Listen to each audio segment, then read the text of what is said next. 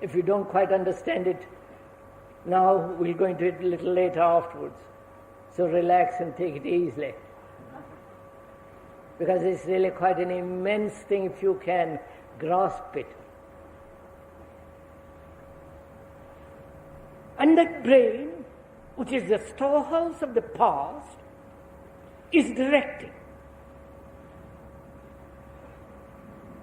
is shaping our lives. Every day and every minute, conscious or unconscious. And that's one of the distorting factors, which is thought, which is the response of the past. The past being knowledge, experience, and so on. The me, which is the very essence of the word and thought.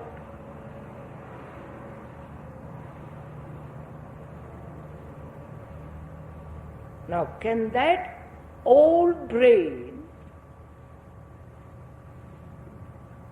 be completely quiet?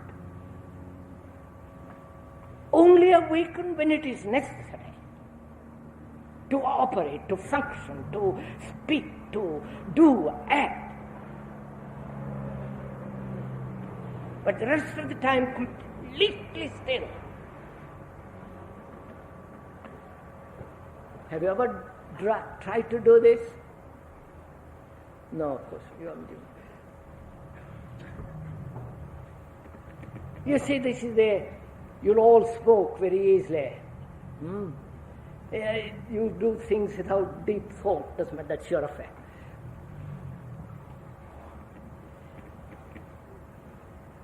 Meditation implies not the orthodox meditation, not the Zen meditation, not the meditation through repetition of words, all that is stupefying, mechanical, no meaning. The real meditation is to find out whether the brain, with all its activities, with all its experience, can be absolutely quiet. Not force it, because the moment you force it, there is again duality.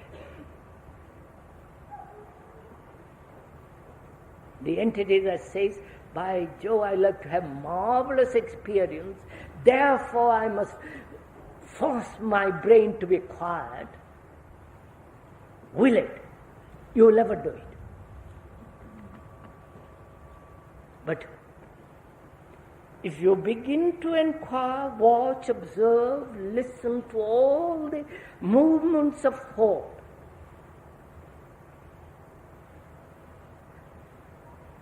its conditioning, its pursuits, its fears, its pleasures, how the brain operates, then you will see the brain becomes extraordinarily quiet. And the quietness is not dormancy, sleep, but tremendously active and therefore quiet. You understand, a machine, a big dynamo that's working perfectly, ticking over, well-oiled, doesn't hardly make any sound. It's only when there is friction, there is noise. So the brain, and therefore the body, must be completely quiet. So one has to find out whether your body can completely sit still or lie still without any movement. Again, not force it.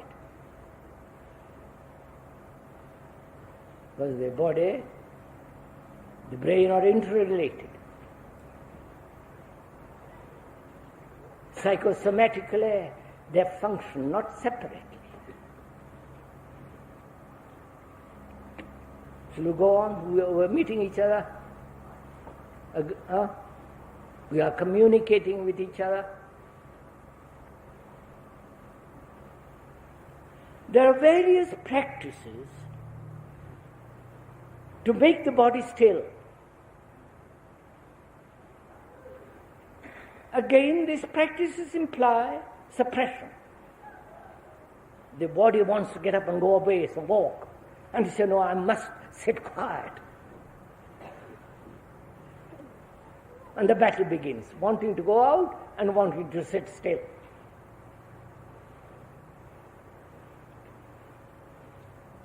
And in this, there's this whole thing called yoga. You ever heard about it? Oh Lord. You're rather, I suppose, the whole world is upside down. When one is concerned only with social activity, social reform, revolution, all the other things escape or put aside. But if you want to understand the whole business of life, you have to understand everything that is contained in it. Human life, psychologically.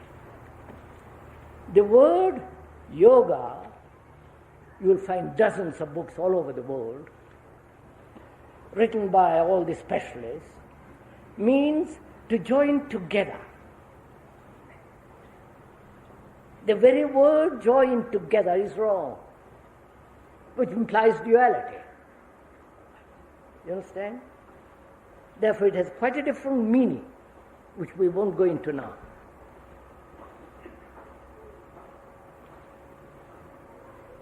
Probably it was invented, this particular series of exercises and breathing, many thousands of years ago in India. It is to keep the glands and the nerves and the whole system functioning very healthily, without medicine, and keep it highly sensitive.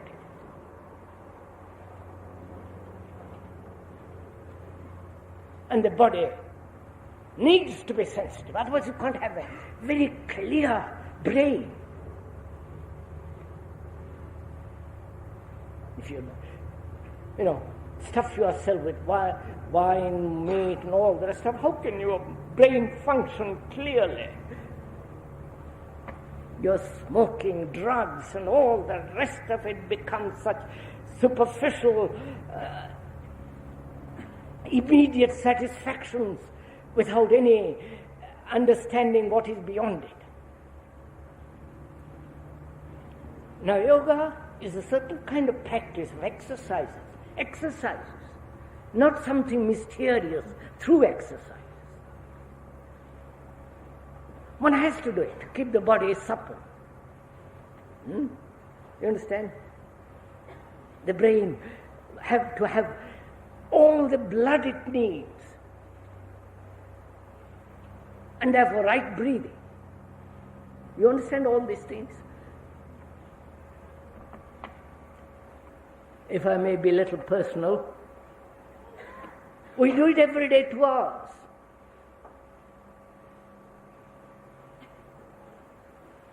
Regularly.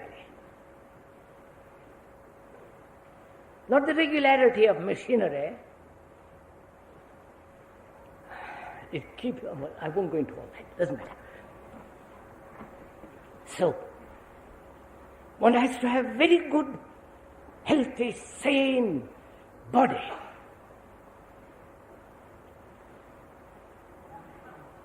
And therefore, a brain that is capable of thinking rationally, healthily, objectively, non-impersonally, therefore efficiently,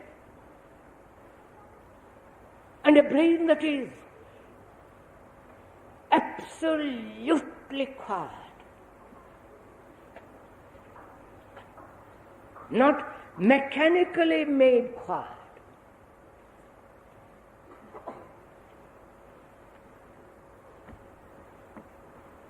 Now you can see the truth of this, can't you? Huh? The simple fact of it, that one needs to have a very good, healthy, sensitive, alert body, a brain that functions very clearly, non-emotionally, non-personally, and such a brain to be absolutely quiet. You can see the fact of that. The simple, logical fact of it. Now, how is this to be brought about? Do you understand what I mean? How can the brain, which is so tremendously active, not only during the daytime, but when you go to sleep,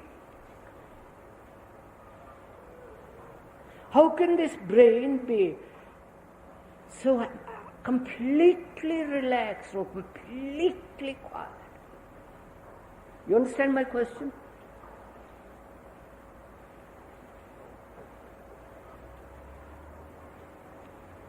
No method will do it, obviously.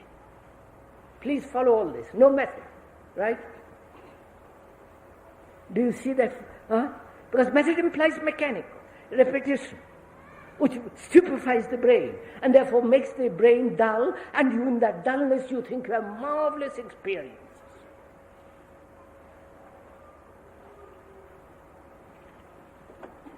So how is this brain, which is so tremendously active, which is never still, that is always chattering to itself or with others, judging, evaluating, liking, disliking, turning over all the time? How can that brain be completely still?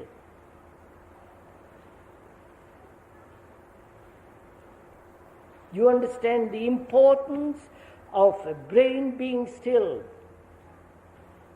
The importance, not what the speaker says is important. For yourself, do you see the really importance, the extraordinary importance, that this brain should be completely quiet?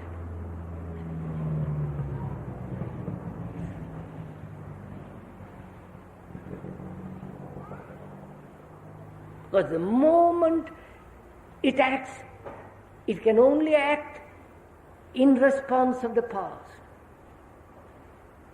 It can only act in terms of thought. And therefore, again, the operation of the past.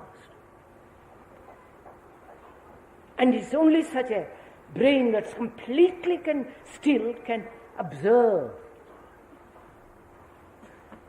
Right? One can observe a cloud, a tree, a flowing river with fairly quiet brain. Right? You can see those mountains, the extraordinary light on those mountains. And the brain can be completely still. You have noticed this, haven't you? Now, how has that happened? How does the mind, facing something of extraordinary magnitude, like a very, very, very complex machinery, like a marvelous computer, or a magnificent sunset or a mountain, how does it become completely quiet for even a split second?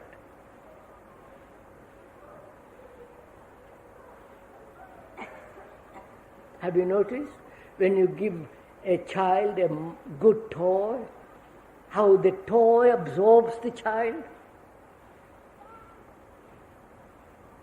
Then the child is concerned with it, playing with it, and doesn't, is absorbed by the toy. In the same way, the mountain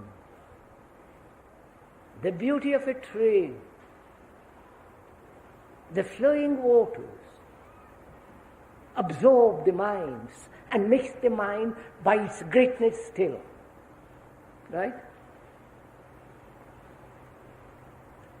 That is, the brain is made still by something.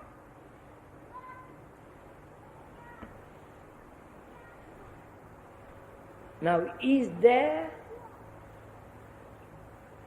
can the brain be quiet without an outside factor entering into it? You're following all this?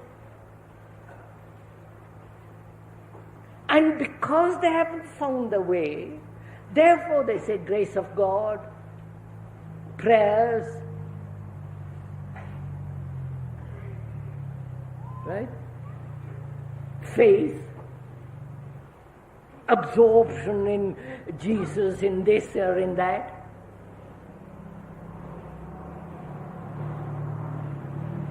And we see all that, this absorption by something outside, can be a dull, a stupefied mind can do this. We're trying to find out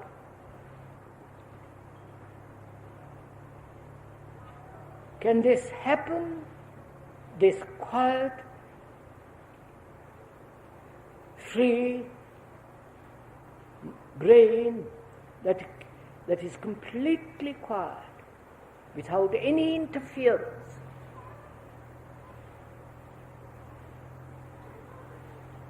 Right? You have understood the question?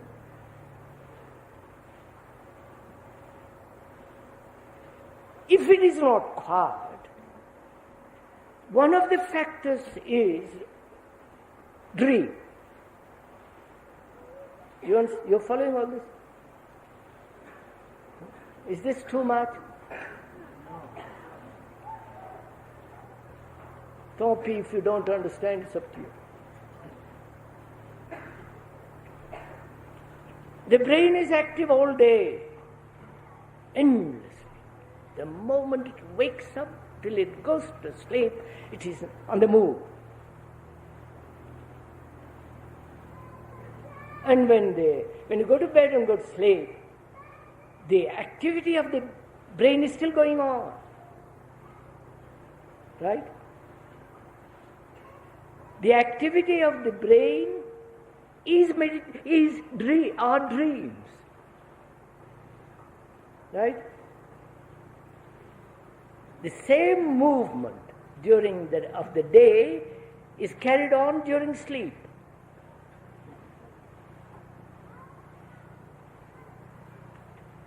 And therefore, the brain has never a rest. Never a moment it says, I finished. It's over.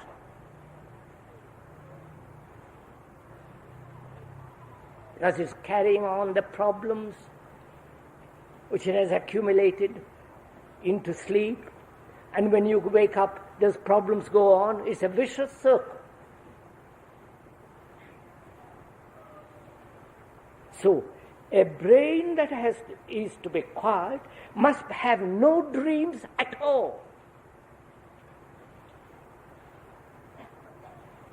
Because when the mind is quiet during sleep, the brain is quiet during sleep, there is a totally different quality entering into the brain, into the mind.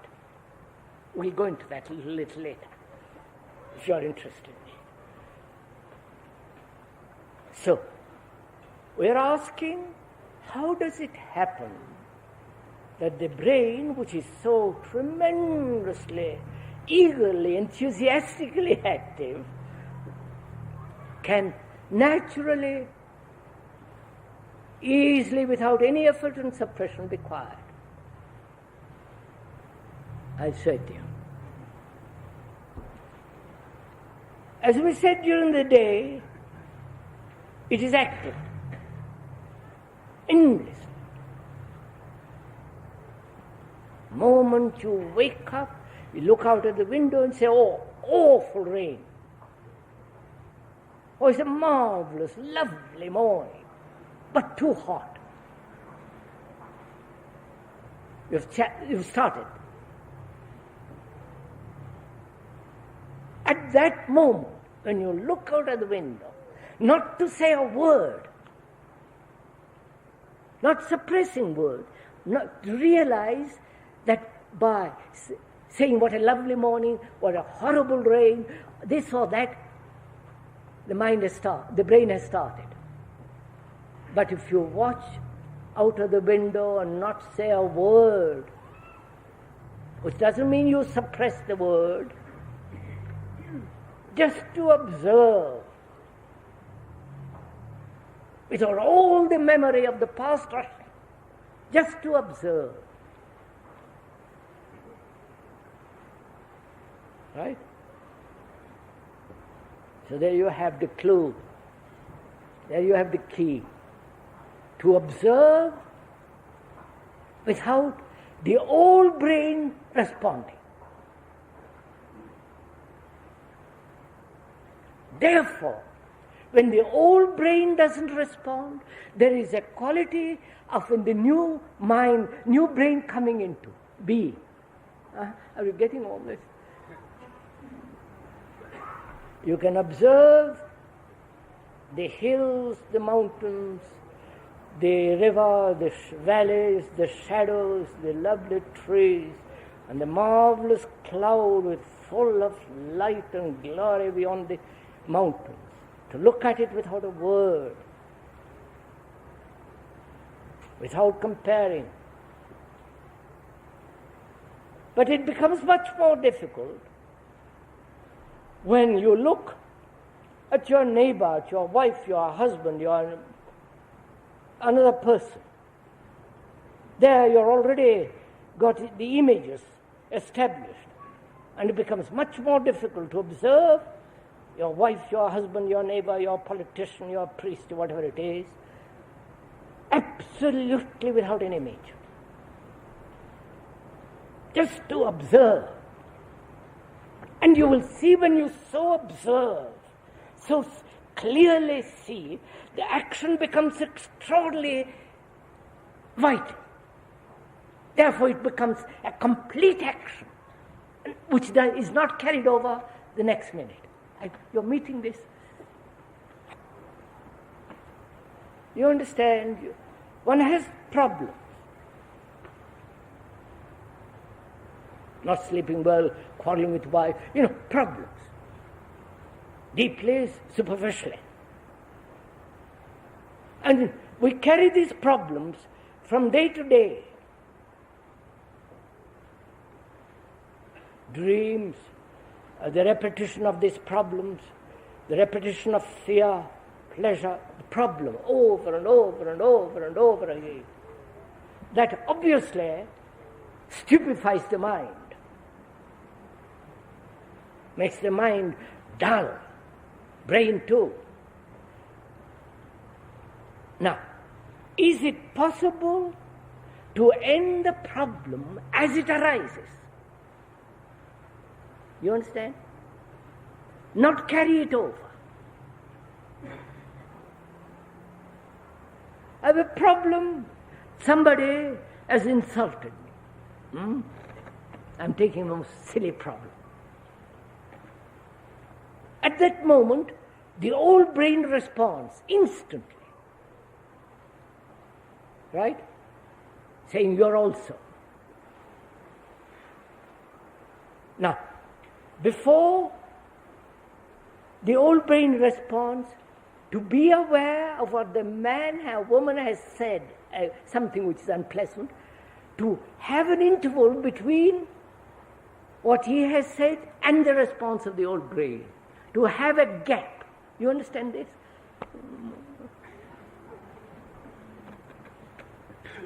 So that the old brain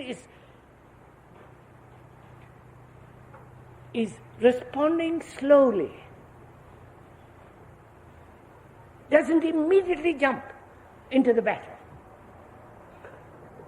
So if you watch during the day, the movement of thought in action. Thought is action. And if you watch that, and you realize that it is breeding problems, and problems are something which are incomplete, which had to be carried over. But if you watch that with a brain that is fairly quiet, then you will see action becomes instantaneous. So there is no carrying over of a problem. You got this? No carrying over the insult or the praise or something, problem. Carrying over the next minute. It's finished. So when you go to, when there is sleep, the brain is no longer carrying on the old activities of the day. It has complete rest. Right? And therefore the brain then being quiet in sleep,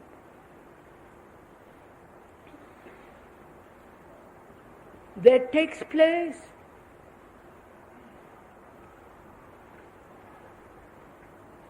not only rejuvenation of the whole structure in itself, but a quality of innocency comes into being.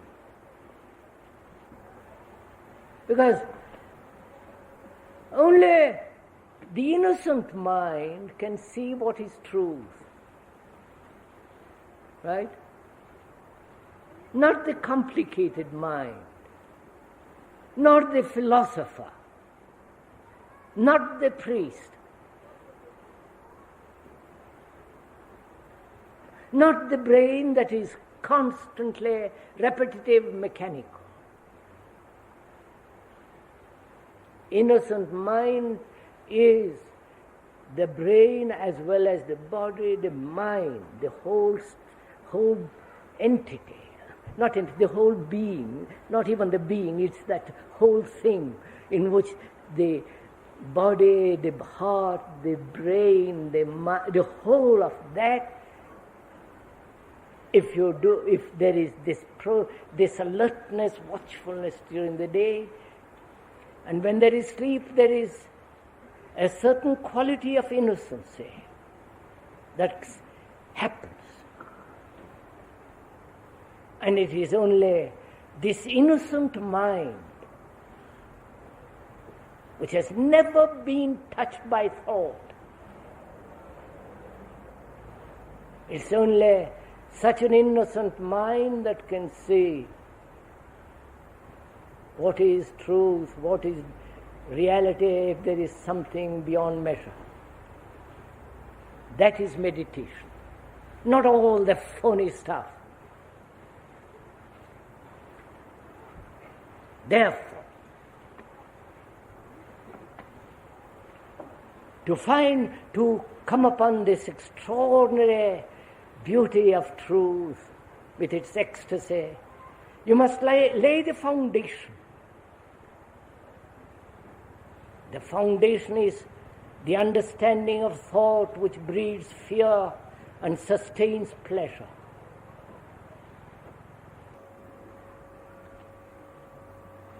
If you don't quite understand it now, we'll go into it a little later afterwards. So relax and take it easily.